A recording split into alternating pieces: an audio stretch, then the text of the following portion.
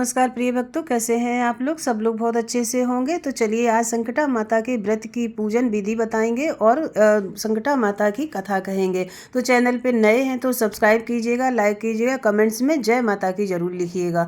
तो आज 2 शब्द हम माता संकटा की महिमा के बारे में बताएंगे, जो उनका वर्णन हुआ है। माता संकटा की महिमा इतनी अद्भुत है कि उनका वर्णन करना सूर्य को दीपक दिखलाने के समान है। इनकी सबसे बड़ी विषमता ये है कि इनकी शरण में कोई भी व्यक्ति अपनी मनोकामनाओं की पूर्ति के लिए गया, वह निराश होकर नहीं लौटता है। चिरकाल से माताओं बहनों संकटा के भक्तों की ये बड़ी अभिलाषा थी कि माँ संकटा देवी का भी अन्य देवी देवताओं की कथा जैसे मिलती है, उसी प्रकार से संकटा देवी को भी हम व्रत किए जाएं, तो भक्त लोग अपने मन की अभिलाषा की पूर्ति कर सकें, इसलिए संकटा माता की व्रत पूजन किया जाता है। संकटा माता की कृपा से निसंतान स्त्री को कामना पूर्ण होना। सेठ जी की कथा, जिनको लाखों का नुकसान हुआ था तो लाखों का व्यापारी बना दिया। इसके अलावा भी श्री संकटा चालीसा भी माता का पढ़ते हैं। और संकटा माता के पूजन में हम सभी भक्तों से प्रार्थना करना चाहेंगे। संकटा माता की ये पूजन विधि बहुत ही सरल है, स्वभाव है, कोई भी इसे कर सकता है। और संकटा माता की बहुत ही मनोकामनाएं पूर्ण करने वाला ये व्रत और पूजन है, तो आप सब लोग जरूर कीजिएगा। तो इसकी संकटा माता की पूजन विधि भी बहुत सरल है। यह व्रत प्रत्येक शुक्रवार को अपनी सभी मनोकामनाओं को पूरा करने के लिए करना चाहिए। प्रथम आरंभ शुभ दिन शुभ मुहूर्त से करना चाहिए। इस व्रत के करने का अधिकार स्त्री पुरुष बालक व बूढ़ों को भी है। सौभाग्य स्त्रियां अपने सौभाग्य वृद्धि तथा कन्याएं अपना इच्छित वर प्राप्त करने के लिए इस व्रत को कर सकती हैं। सभी शुभ कार्यों की पूर्ति के लिए इसे करना चाहिए।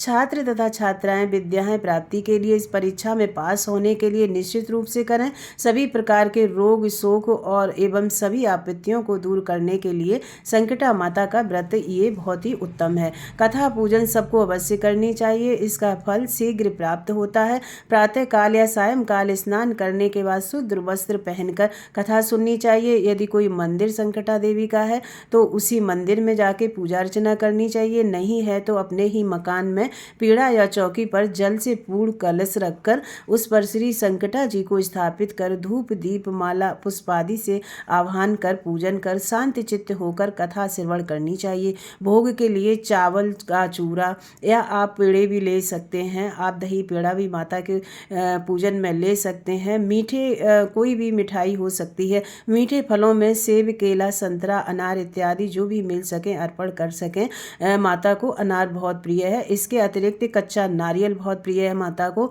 अगरबत्ती और धूप हवन सामग्री आदि से माता को प्रसन्न किया जा सकता है। सौभाग्यवती स्त्रियां सिंदूर अवश्य चढ़ावें और हाथ में लाल रंग का फूल लेकर माता का स्मरण करें और पूजन करें।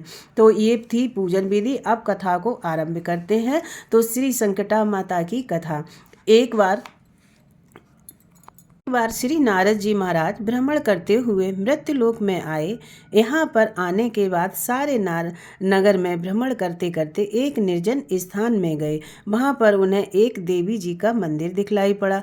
मंदिर में पहुंचकर नारद जी क्या देखते हैं कि एक स्त्री वहाँ पर पूजन करती हुई दिखलाई पड़ी। पूजन करते हुए जब उसे कई घंटे व्यतीत हो गए, तब नारद जी महाराज मंदिर में क्या देखते हैं कि वह स्त्री रो रही है और माता को अपनी करुण पुकार सुना रही है। नारद जी ने कहा, माता जी आपको क्या कष्ट है जिसके लिए आप इतना विलाप कर रही हैं? तब औरत ने नारद जी को देखकर रोना बंद कर दिया और नारद जी को प्रणाम किया और कहने लगी कि महाराज आप कौन हैं? मैं आपको नहीं पहचानती। क्या आप मेरी मनोकामनाओं को पूर्ण करने की युक्ति बतलाएंगे? यदि आप उसे पूरा करने का वचन दें तो मैं आपसे अपनी व्यथा का वर्णन करूं। श्री नारद जी उसे सांत्वना दी और विश्वास दिलाया कि मैं कोई युक्ति ही नहीं बतलाऊंगा, बल्कि जिस कार्य के लिए आप इतना विलाप कर रही हैं मैं उसे पूरा करने की चेष्टा करूंगा। नारद जी की वाणी को सुनकर वह बहुत प्रसन्न हुई और उसका चेहरा गुलाब की फूल की तरह खिल गया। तब नारद जी महाराज बोले, आप श्री संकटा देवी का व्रत कीजिए और पूजन विधि पूर्वक उनका पूजन कीजिए। 1 वर्ष व्यतीत होने के बाद जिस पुत्र रत्न की प्राप्ति के लिए आप विलाप करती थीं, वह मनोकामना पूर्ण करने की शक्ति भी संकटा माता में है। तुम अपने घर जाओ और नियम पूर्वक इनका पूजन इत्यादि करो। जिससे करने से तुम्हें मनचाही संतान की प्राप्ति होगी। 1 वर्ष बीतने के बाद एक सुंदर बालक को उसने जन्म दिया। बालक के पैदा होने के बाद जिस प्रकार से द्वितीय से पूर्णिमा तक चंद्रमा वृद्धि को प्राप्त होता है, उसी प्रकार बढ़ने के कारण इसका नाम चंद्र किरण रखा गया। तो वो स्त्री बहुत प्रसन्न हुई। तो ये नारद जी ने उनको माता संकटा की पूजा और व्रत और कथा सुनने के लिए कहा था, जिसके फल से उस स्त्री को इतना सुंदर पुत्र प्राप्त हुआ। तो कोई भी इस व्रत को कर सकता है। तो बोलिए